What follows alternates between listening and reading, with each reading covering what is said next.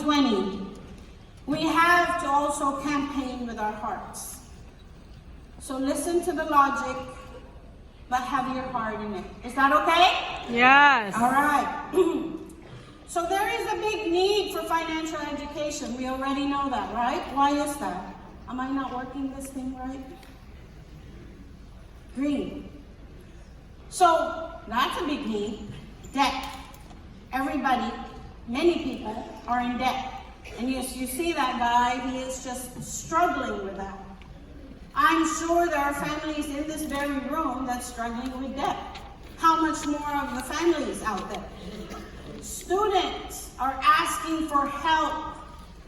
They're graduating with a lot of debt. Statistics on student loan is not looking good. You know, in 2010, there was only average of 25,000 in student loans.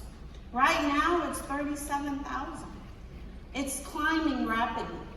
393 average payment on the student loan debt for those that graduate. Not even talking about those who didn't graduate, right? That can be money put towards a house, their children's college. Now the last bullet there, you see that payment of the student loan stretches up to 30 years. If you're 25 and you're waiting 30 years, that's well close to your retirement. But yet, people are struggling and still trying to pay down student loans. Now, the outlook is not good. Tuition costs are rising. Now, in 1971, compared to now, studies show that tuition has more than doubled. So if wages are not keeping up with it, what's the outlook? More debt. Think about that. Now, here's another one. Only 18% of those that are younger than 18 years old have 529 accounts. What is this really telling us? Parents may be dealing with their own student loans, they're not preparing or setting aside money for their own children. But the bigger message here is that the next generation is predestined to start their adult life in debt, to start their adult life in deficit. For the millennials, would you have, those with student loans, would you have preferred not to have a student loan? Of course. For the millennials that will be parents later on, do you want to pass on the burden? Or would you prefer to prepare your children and, be prepared and not have your children deal with student loans when the time comes?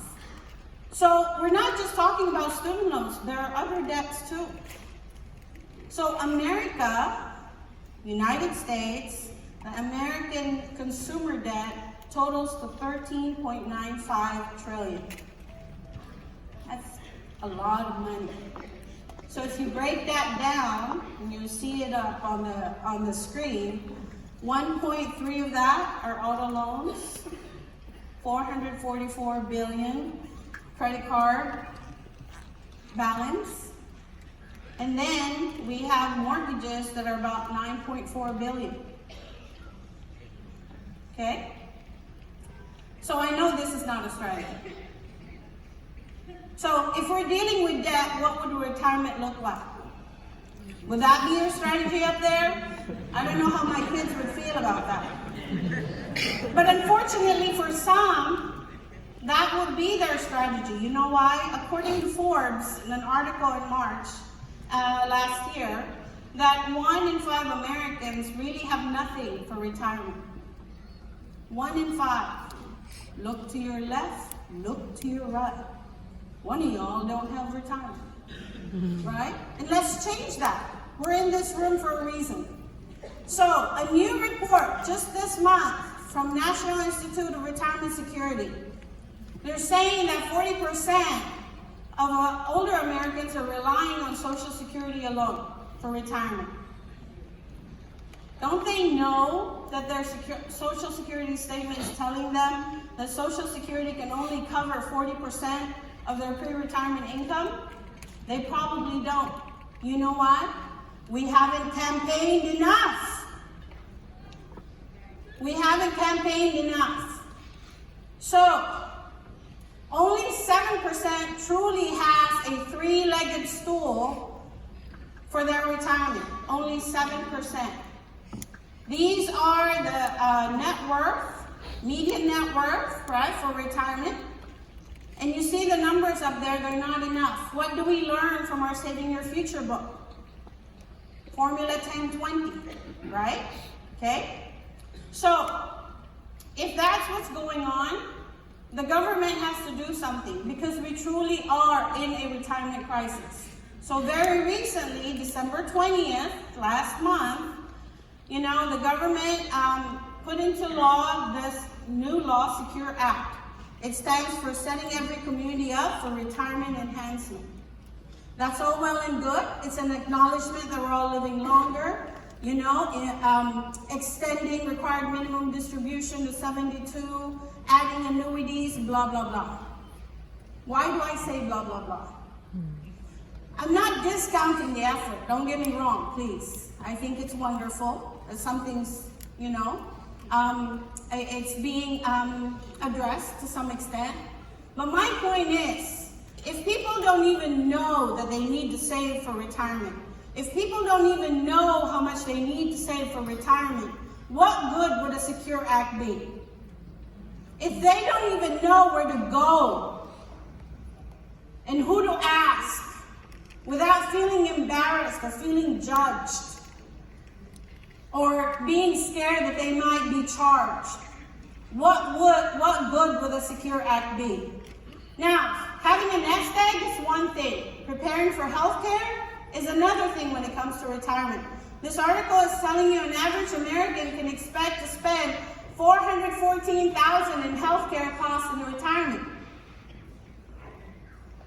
Well, that's sad, because not very many people have $414,000 in retirement to start with. Does your heart feel it as I'm telling this to you? Yes. So there should not be any hesitation campaigning. Now let's talk long-term care. Thank you for chuckling. That's intentional. Okay? All right? So, let's put that back. I think y'all enjoy that a little too much. Okay. All right. All right. Get that out of your system. Okay? So why do I have it here? This is physical therapy news. By degree, I'm a physical therapist. I spent more than 25 years in long-term care. And I have this up here because back in October and November, my colleagues in nursing homes and home health have been laid off, got their hours cut, and whatnot. Okay? This article is telling you more is to come in 2021. Now, this is what I say. If Medicare is cutting benefits, right? Now, what will your Medicare look like? What will your parents' Medicare look like? Think about that. Why is Medicare doing that? By 2030, they expect 80 million people subscribing to Medicare. But then Medicare is already operating at a deficit. Part A solvency for Medicare is only going to 2026. 6 years from now. Do you hear that? 6 years from now. And if people don't have long-term care, what are our chances to having a dignified care by the time we need the care when we're older? Now, this is a lady. She receives pension for $4,000. She's a retired government attorney. She can't get herself into an assisted living because an assisted living costs $4,000 per month. That's her entire pension. So even if a person is receiving pension, it may not be enough. What do? We campaign. What do? We give people hope. What do? We need to let them know there's long-term care insurance available out there. Yes. So there are families, sons, daughters, grandkids, leaving their jobs to take care of their elderly because they love them. They want them to have dignified care in their later stages in life. Is that even right? For the younger generation in this room, we love our family, we want to care for our family, but what expense? Financially struggling later on? For us parents and grandparents, do we want to pass on that legacy of financial struggle to our kids simply because they're trying to care for us? Everybody needs to know this. There has to be no hesitation. So what is the cost of care? Thanks to Nationwide for this tool, by the way.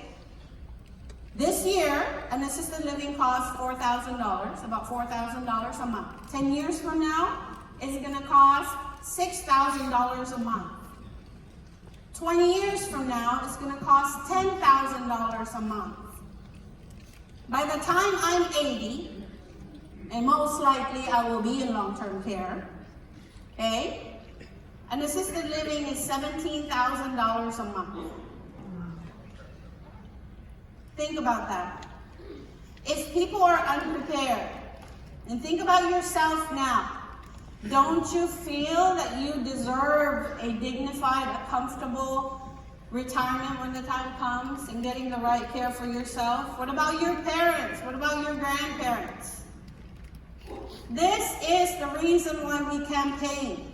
No one is talking about this to the extent that we are. Now, I picked this article.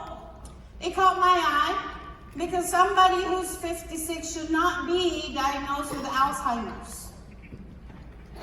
But yet it's there. It's by a journalist from Boston Globe. I picked this because it hits home. These are real life stories. You have your story and I'll tell you mine.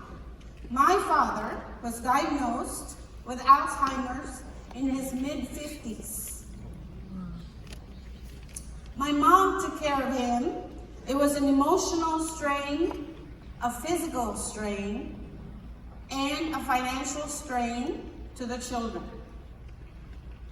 Shortly after my father died, my mom developed dementia.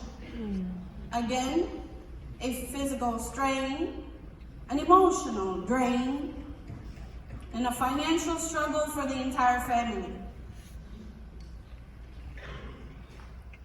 These stories are real. It may be in your household too.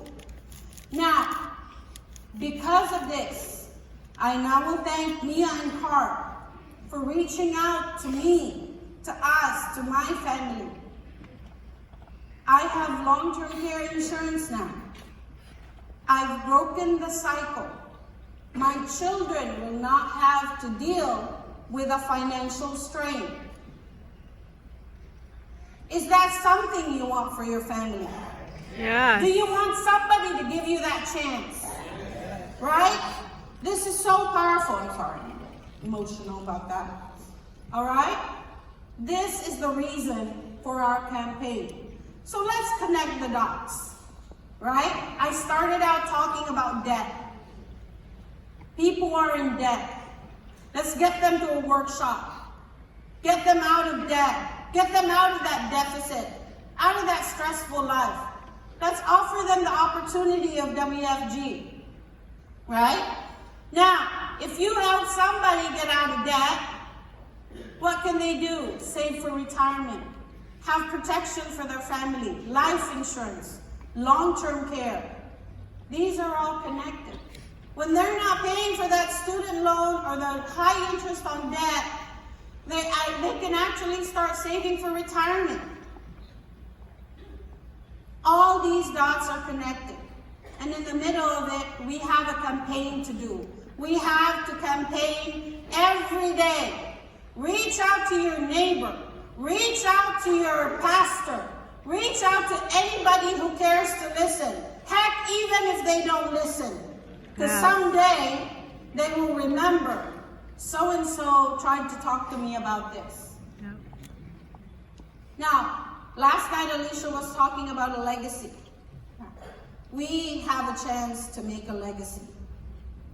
Legacy to our families, legacy beyond our families. I am so proud to be a world system builder. I'm proud to be given the chance to be a campaigner. And I will campaign relentlessly because we have a fight to do. We have a fight for financial education, financial literacy, and everybody, every family, every American deserves that. Don't you agree? Yes. All right. So thank you very much for listening.